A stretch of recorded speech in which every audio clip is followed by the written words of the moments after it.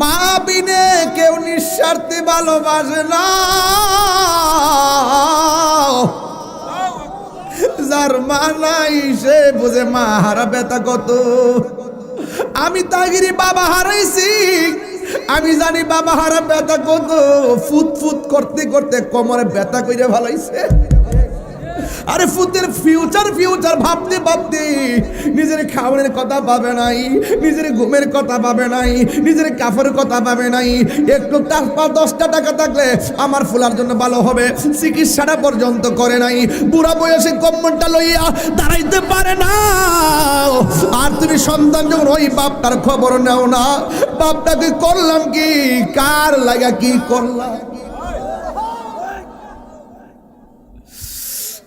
বাবার সঙ্গে সম্মান জনে ব্যবহার করো। ওয়াখফিজ লাহুমা জানাহা যুল্লি মিনার রাহমা, নম্রতা সামিয়ানা বিছায়া কথা বলো। আর আল্লাহকে বলবা রব্বিরহামহুমা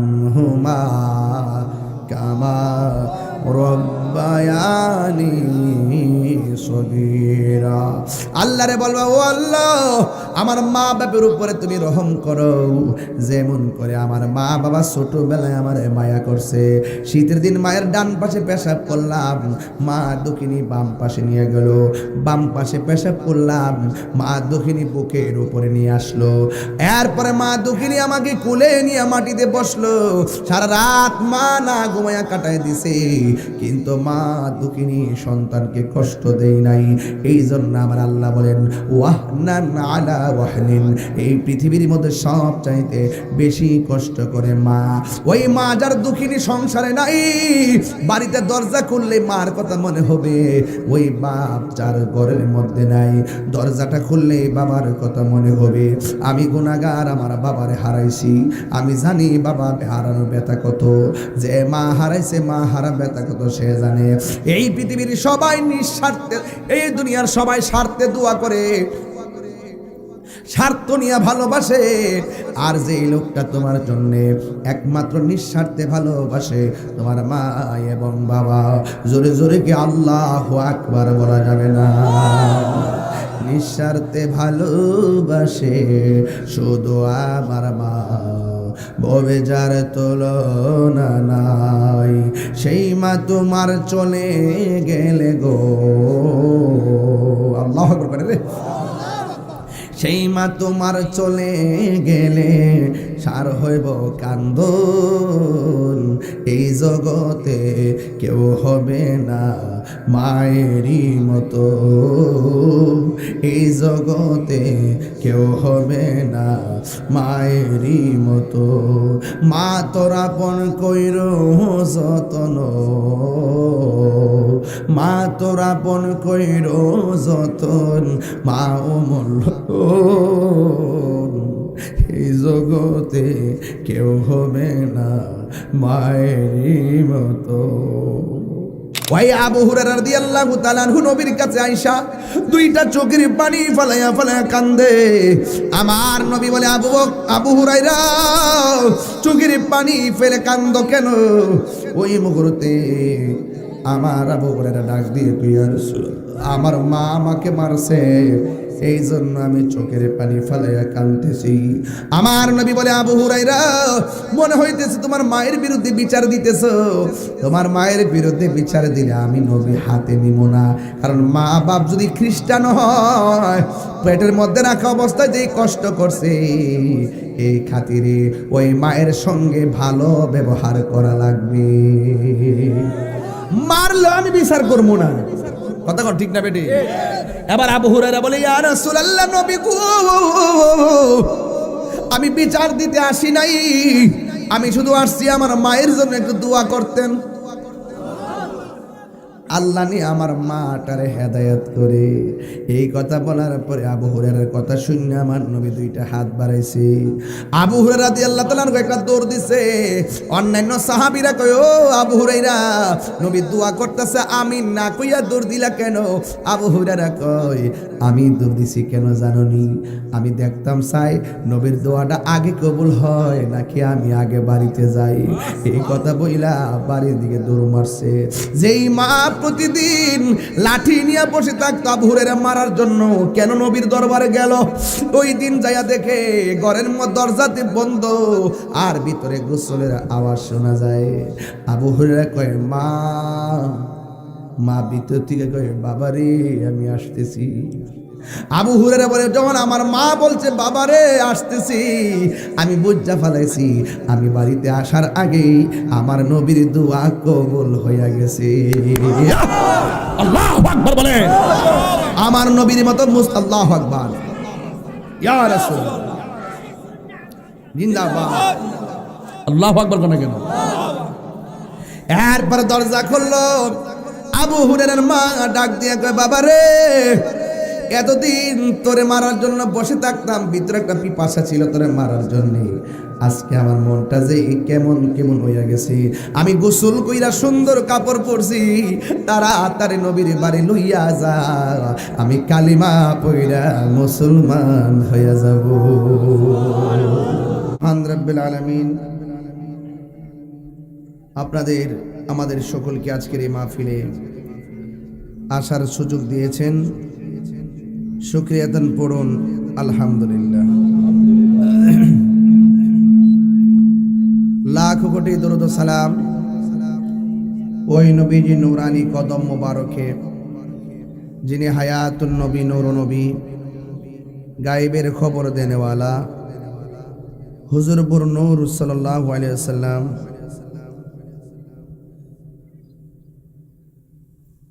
যার উম্মত হিসেবে আল্লাহ পাক রব্বুল আলামিন আমাদেরকে কবুল করেছেন। শুকরিয়াতান পড়ুন আলহামদুলিল্লাহ। গত বছর এই মাহফিলটি আমার ছিল, গত বছর না কয়েকদিন আগে, কয়দিন, অক্টোবরের 5 তারিখে এই মাহফিলটি ছিল। বাড়ি থেকে যখন রওনা হয়েছি আমাকে বলেছেন মাহফিল হবে, কিন্তু আমি যখন ভৈরব এসেছি মুষলধারে বৃষ্টি ছিল, তখন আমাকে বলেছেন যে মাহফিলটি হবে না।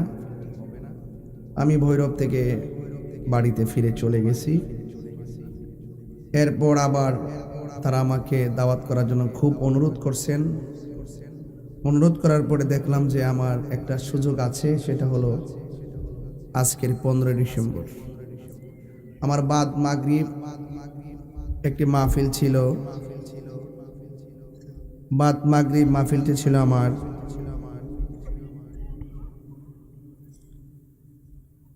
ছন্টিয়া চকপাড়া জামালপুর। আজকে আমার বয়ানের টাইম ছিল বাদ মাগরিব। রাস্তায় জ্যামের কারণে এই সময়টা আমার জ্যামের মধ্যে চলে যায়। ভৈরব থেকে ওই মাহফিলে যেতে লাগবে প্রায় 5.5 ঘন্টা। তো ওখানে যাইতে যাইতে আমার প্রায় বেজে যাবে প্রায় 12:30টার মতো।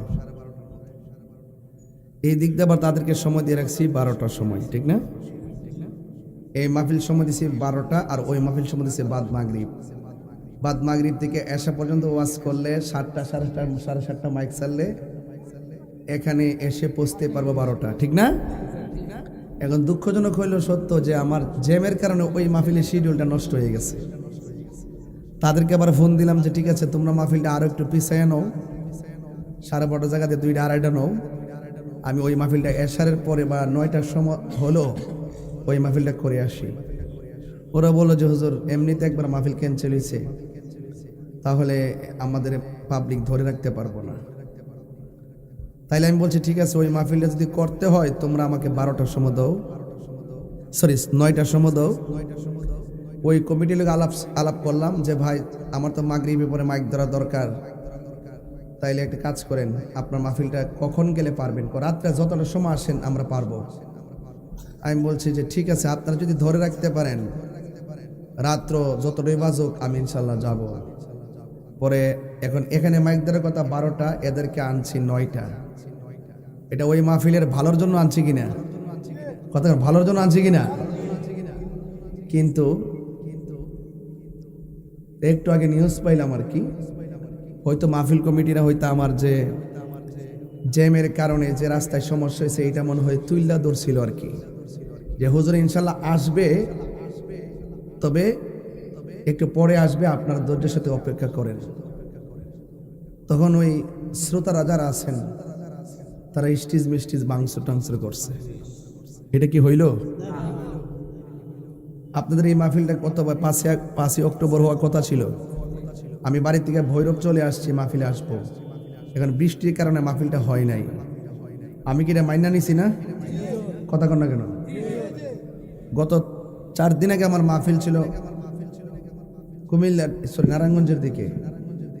সারা রাত না ঘুমায় সিলেট থেকে দৌড়ায় গেছি ওখানে। মাহফিলে ঢোকার 5 মিনিট আগে আমাকে বলতেছে এখানে নিজেরা পথ পদবি লইয়া এমন এক পরিস্থিতি সৃষ্টি হয়েছে, এক দলকে মাহফিল করবো, আরেক দলকে কেমনে করে দীক্ষা দিব। মানে হেরা দ্বন্দ্বের কারণে আমার ফোনটা কইলো যে হুজুর মাহফিলটা হবে না। আমি কি মাইনা নিছি না? এই জন্য আজকে একদিন হুজুরের সমস্যা হয়েছে, এটা কি মানতে হবে না? কথা কি কোন সভাপতি সাহেব, এটা কি মানতে হবে না? আমার জীবনে কি মাহফিল বন্ধ করার রেকর্ড আছে? বরং তাদের মাহফিলটা করার জন্য আমি এই কমিটিকে ফোন দিছি, একটা সমন্বয় করছি। লাস্টে স্বীকার করছি যে আমি যে এই মাহফিলটা 12টায় ধরার কথা, এই মাহফিলটা আমি টাইম আগায় নিয়ে আসবো, 9টায় ধরবো। দৈরা যেন ওখানে যেন আমরা যেন তাড়াতাড়ি গিয়ে পৌঁছতে পারি। এটা কি মাহফিল করার কথা বলছি না? এরপরও অনেক লোক মাহফিলের প্যান্ডেল লাইট তারা ভাঙচুর করছে। আচ্ছা, আপনার লাইটের কোনো দোষ আছে? প্যান্ডেলের দোষ আছে? আমার কোনো দোষ আছে? এটা পরিস্থিতির শিকার। এই পরিস্থিতি তো যে কোনো মুহূর্তে হতে পারে কিনা বলেন? অসুস্থতার কারণে হতে পারে, রাস্তায় জ্যানের কারণে হতে পারে। এরপরে যেহেতু মাগরিবে যাওয়ার কথা, আমি তো বলছি যে এই মাহফিল করে আমি পরে আসব, আমি তো না করি না যে আমি যাব না। এরপরে তার এটা বোঝার দরকার ছিল। তার মানে আমি বিষয়টা একটু ক্লিয়ার করি, কিছু প্রত্যেকটা জায়গাতে কিছু অমানবিক লোক থাকে, যাদের মধ্যে মানবতা নাই, যাদের ভিতরে মানবতা নাই, যারা মানুষের অসুবিধা বোঝে না, মানুষের কষ্ট বোঝে না, মানুষের পরিস্থিতি বোঝে না, যাদের ভিতরে মনুষ্যত্ব নাই, তারা মানুষই হতে পারে না। মাহফিল কমিটিরও কোনো দোষ নাই, আমারও কোনো দোষ নাই। মাহফিল কমিটির সাথে আমার কমিটমেন্ট হয়েছে, এটা মাহফিল কমিটির জ্যামের কারণে বুঝ জানিয়েছে। আবার মাহফিল কমিটি আমাকে বলছে, প্রস্তাব করছে, হুজুর ওই মাহফিল কইরা যদি আপনি তো ওই মাহফিলটা একটু আগায়া আমরা মাহফিল যদি পরেও আসেন আমরা মানুষ ধরে রাখবো। তো পাবলিকের মন রক্ষা করতে যে কমিটিরা অনেক চেষ্টা করলো, আমি অনেক চেষ্টা করলাম। যারা মাহফিলটাতে বিশৃঙ্খলা ঘটাইছে এরা আসলে সভ্য জাতি না। কথা বলেন ঠিক না বেটে? মনুষ্যত্ব হলো সবচেয়ে বড় জিনিস। আমি এটা তীব্র নিন্দা জ্ঞাপন করি। আচ্ছা বলেন তো, আমার জীবনে কি মাহফিল বন্ধ করার রেকর্ড আছে? আমি যদি আপনাদের দুঃখ মানতে পারি, আমার কষ্ট কি একদিন আপনারা দুঃখ মানতে পারেন না? এই মাহফিল কমিটিগুলোর তারা এইভাবে একটা হ্যারেন্স করলো। আজকে প্রত্যেকটা জায়গাতেই বিতর্কত কিছু দুষ্ট প্রকৃতির লোক থাকে, ঠিক না বেটি? তারা এই সুযোগে চাচ্ছে কি যে আমার ভাবমূর্তি নষ্ট করবে, আর মাহফিল কমিটিদের সাথে তাদের কোনো রিশ থাকলে, প্রতিহিংসা থাকলে এটার কি করবে? প্রতিশোধ নিবে। এটা ভালো হয় নাই। কথা বলেন ঠিক কিনা? আরে নামাজ ফরজ, নামাজ কি? এখন আপনি দাঁড়ায় নামাজ পড়তে পারেন না, আপনি কেমনে পড়বেন? বৈশা পড়বেন। আর বৈশা নামাজ পড়তে পারেন না, কেমনে পড়বেন? শুইয়া পড়বেন। শুইয়া নামাজ পড়তে পারেন না, কেমনে পড়বেন? ইশারায় পড়বেন। আর ইশারায় পড়তে পারেন না, কি করবেন? কয়েক গণ্যা কাফারা দিয়ে দিবেন। ইসলাম কি সহজ না কঠিন? অসুবিধা বুঝতে হবে। আর অসুবিধার সময় তো আল্লাহ শিথিল করে দিছে, বান্দা এত কঠোর কেন? আমি জানি একটা মাহফিল করতে গেলে অনেক টাকা খরচ হয়। আমি আমার কমিটিকে এটা বলছি, ইনশাল্লাহ যদি আপনারা যদি মাহফিলটা ম্যানেজ করে নিতে পারেন, আমি ইনশাল্লাহ আপনার মাহফিলটা নিজের সৌদ্যোগে আমি এটা করে দিব। আমি অনেক সম্মান দিয়েছি, কিন্তু যে দুষ্ট প্রকৃতির লোকগুলো কমিটিদেরকে এরকম একটা চাপ প্রয়োগ করছে, আমার বিভিন্ন ধরনের অশ্রাব্য কথাবার্তা বলছে, এটা নিন্দা জানাই। আল্লাহ পাক যেন সকলকে বোঝার তৌফিক দান করে, আমিন পড়ে। আমাকে ইন্তেজামিয়া কমিটির পক্ষ থেকে বিষয় দেওয়া হয়েছে সামাজিক আলোচনা করার জন্য। কি আলোচনা করার জন্য? তাহলে একটা আওয়াজ করে বলেন, নামাজের দরকার আছে না নাই? আরো জোরে। নির্দেশ কার? আরো বড় করে, নির্দেশ কার? আল্লাহ। আল্লাহ রাব্বুল আলামিন বলছেন, আমি আল্লাহ ছাড়া কাহারও ইবাদত করা যাবে না। সেজদা পাওয়ার মালিক কে? আল্লাহ। আল্লাহ রাব্বুল আলামিন বলেন, ওয়া কাদা রাব্বুকা আল্লা তা'বুদু, আল্লাহ বলছেন তোমাদের উপরে নামাজকে ইবাদত করাকে আবশ্যক করে দেওয়া হয়েছে। বলেন ইবাদত পাওয়ার মালিক, সেজদা পাওয়ার মালিক। আমরা আল্লাহ ছাড়া কাউকে সেজদা করি? কাউকে সেজদা করি না। এই জন্য আপনাদের খেদমতে আমার অনুরোধ হলো, সময় থাকতে মালিকরে ডাকতে হবে। এই দুনিয়াতে আপনি যা করবেন তার হিসাব আল্লাহর কাছে আপনাকে দিতে হবে। আমি শুনেছি এই মাহফিল অনেক মা বন্ধুরা এসেছেন। আমি মা বন্ধুকে উদ্দেশ্য করে অনেক কথা বলতে চাই। শুরুতে একটা বার্তা দিতে চাই, নামাজ যেমন ফরজ, পর্দাও তেমন। সন্দেহ আছে? আল্লাহ বলছেন তোমরা চক্ষুকে অবনত রাখো, তোমরা তোমাদের লজ্জার স্থানকে হেফাজত রাখো। আল্লাহ প্রথম বলেছেন চোখের কথা, কারণ চোখ যে মনের কথা বলে। এই পৃথিবীতে যত পাপের উদ্রেক হয় চোখ থেকে হয়। চোখ থেকে কুবাসনা জাগ্রত হয়। শয়তান নাফসে এই যে কালবের পাশে একটা খন্নাস বসে থাকে, এই খন্নাস আপনাকে অন্যায়ের দিকে ধাবিত করে। এই খন্নাসকে যদি কাল্ব থেকে দূর করতে চান তাহলে আপনাকে বেশি বেশি আল্লাহর জিকির করতে হবে। ঠিক না বেটি? তাহলে আজকে বিদায়।